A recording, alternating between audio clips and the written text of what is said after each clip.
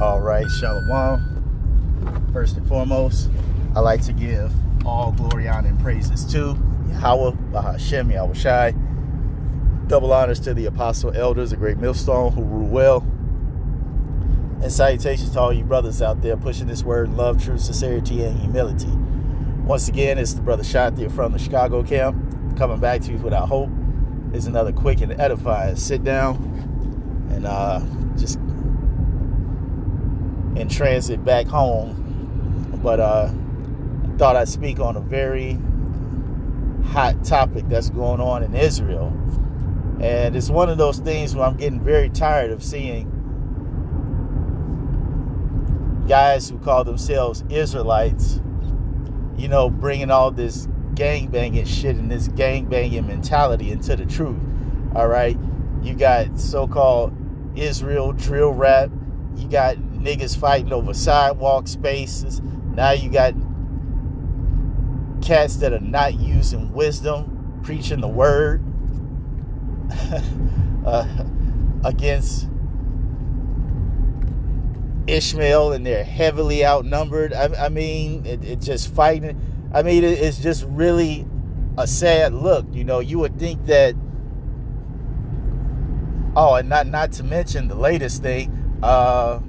We knew all. I'm calling all Israelite camps to pull up in Chicago. I mean, what type of shit is this? Excuse my language, but this is really horrible, especially for guys, as I said before, who call themselves Israelites. Okay, all that worldly gangbanging shit should have been left in the world. All right, as the scripture says, hey, when you're transformed by the renewing of your mind, these type of things shouldn't be happening, especially for guys who call themselves leaders, watching over the flock. What type of example does this set for the nation of Israel?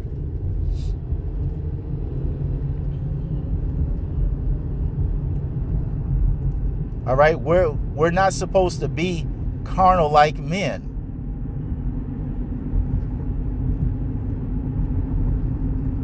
As the scripture says, the weapons of our warfare are not carnal, but spiritual. We're supposed to be fighting with this truth, with the word.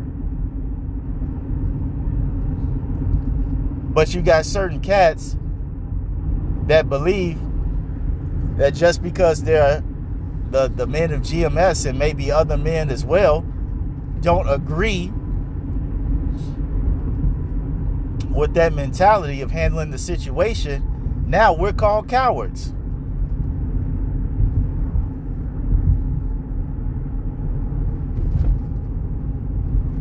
And you know what's funny? What they say the same thing about Yahweh Shai?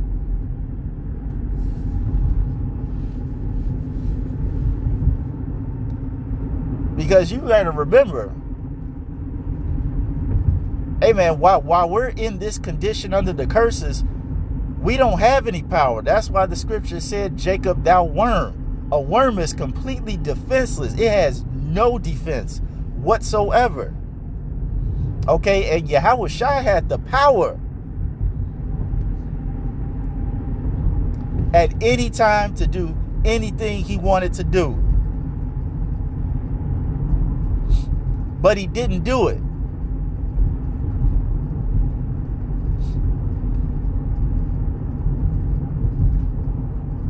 Okay, when he was being persecuted, was Yahweh Shai being a coward when he said, hey, dude, the only reason why you got this power is because my Father in heaven gave this power to you.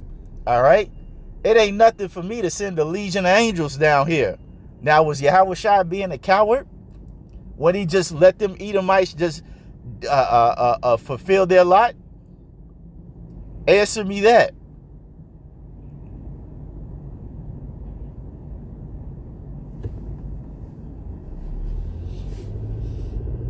All right? What you other camps out there are doing is really putting a black eye on the ministry.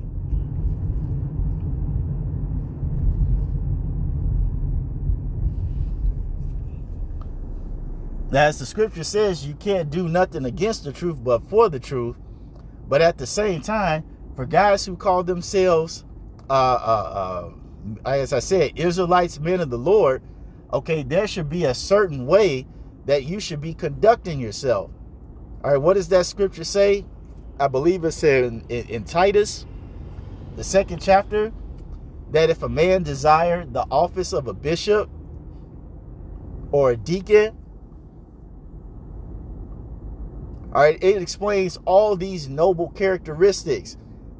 All right, how he needs to be a person of integrity, you know, a man of one, a man with one woman. All right, he must be temperate. It's roughly paraphrasing, but it goes on to explain all these noble characteristics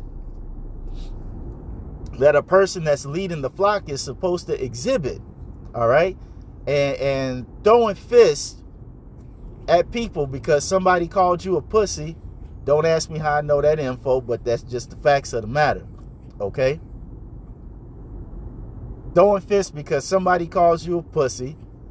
All right, getting on YouTube and saying that we need to pull up. Hey, that is not conduct becoming of a person that's supposed to lead and feed the sheep of Yahweh Ba'ashem Yahweh Shai. Now, I can't go on record as saying that some of these men are or are not agents. That's, you know, not the focus of this sit down. But what I do know from just looking at the footage of these things that have transpired and the personal information that I know about this incident, as I said, this is a really bad look.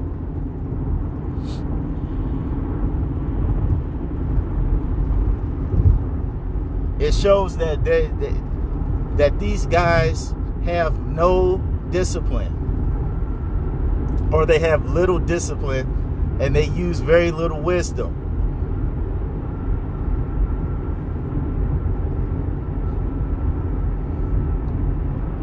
Say you guys do pull up.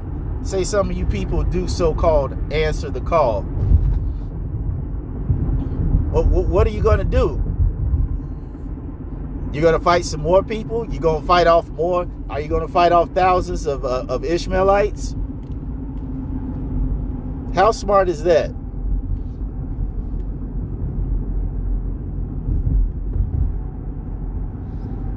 Are we going to be so easily offended that when somebody calls us the name, we're going to start throwing fists?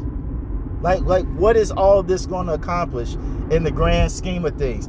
How does this edify? Doesn't the scripture say, let all things be done with edification? How does this build up the spirits of our people? How does this help our people in any way, shape, form, or fashion?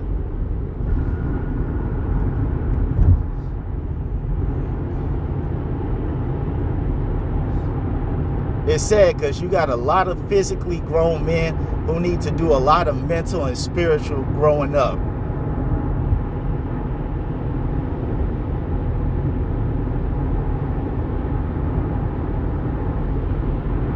All right, you guys need to heavily, as the scripture says, you know, you need to examine yourself to see if you're really in the truth. You guys need to take a long, hard look at yourself. Because outside of wearing fringes and knowing the name of the Lord, you all pretty much look like a bunch of gangbanging ass niggas. And that's just the truth of the matter.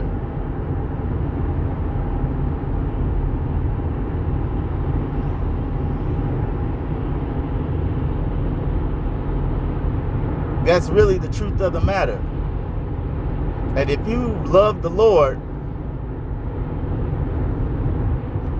you need to be doing what the Lord tells you. The Lord didn't tell you to preach the word and start fist fights. The Lord didn't tell you to preach the word and form a so-called Israelite militia. All right, so you can show people that you ain't no punk. If you out on the highways and the byways, in season, out of season, preaching this word in love, truth, sincerity, and humility, prophesying the downfall of our greatest enemy in his own kingdom, dude, that's bravery. That's being tough. Because how many people are doing this? How many people are too scared because they don't want to be ostracized by their family, or they don't want people to figure out that they're out on the highways preaching the name of Yahweh Ba'Shem Yahushai? Huh? How many people don't want to give up pork and give up money for Yahweh Ba'Shem Yahushai? A whole lot of people.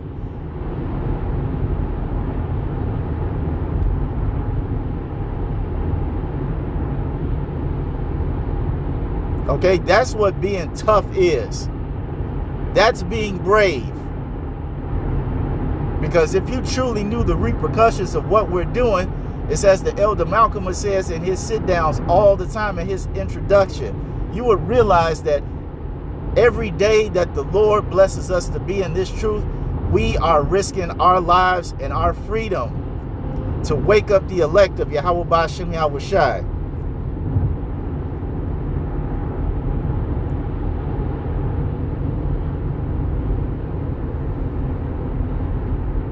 All right, you guys really need to get your act together. I know that there are some guys who have to play their role, and there's always guys that have to be certain examples. But for you guys that are in these camps, all right, and you got the feeling that something is off and it ain't right,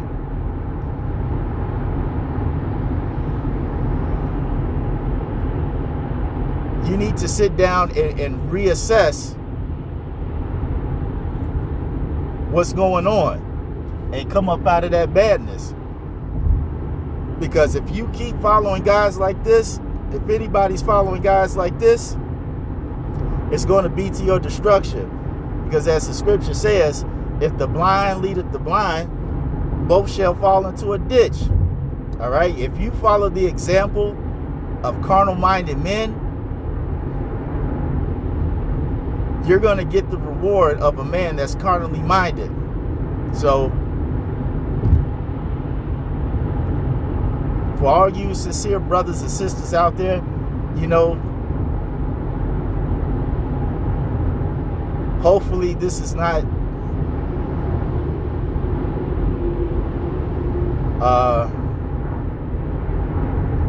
put the ministry in a light where it